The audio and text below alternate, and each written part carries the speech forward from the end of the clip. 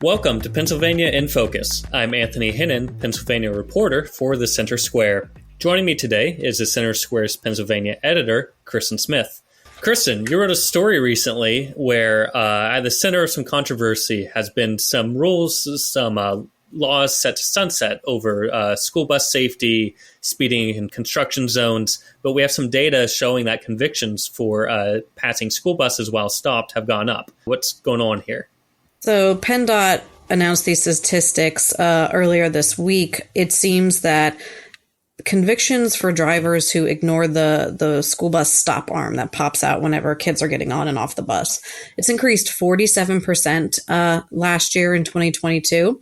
That equals out to about 511 residents who faced a conviction for this, compared to 348 in 2021. Now, this is not surprising given the level of focus that the legislature's had on this issue lately.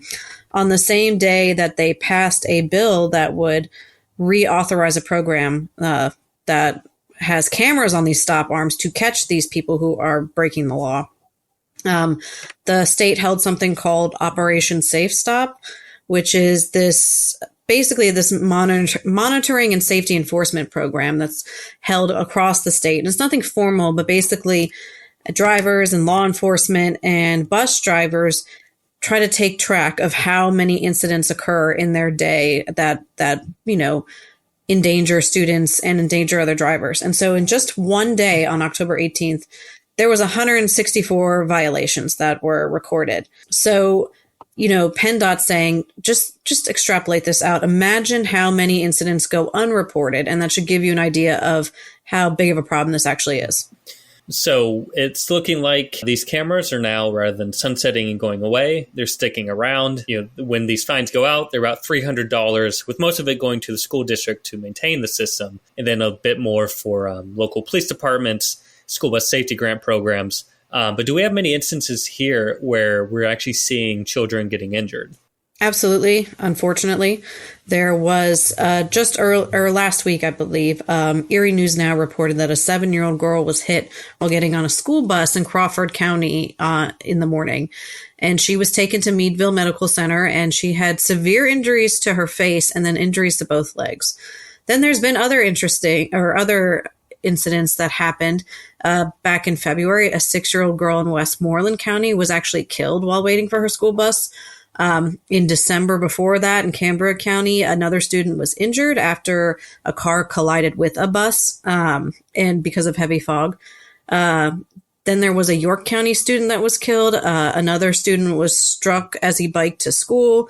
In Butler County, Berks County, Westmoreland County, there's other incidents.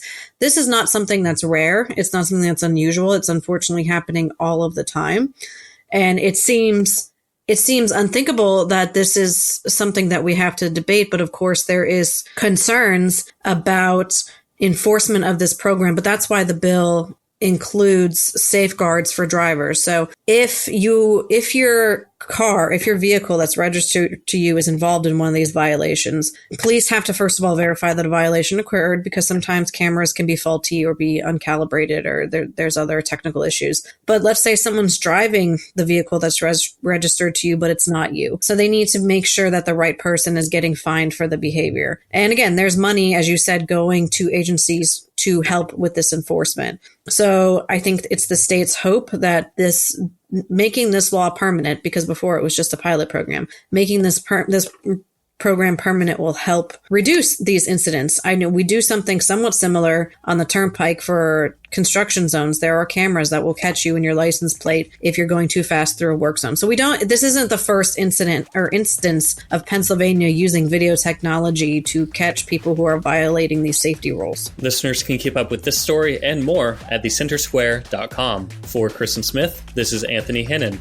Please subscribe, and thanks for listening.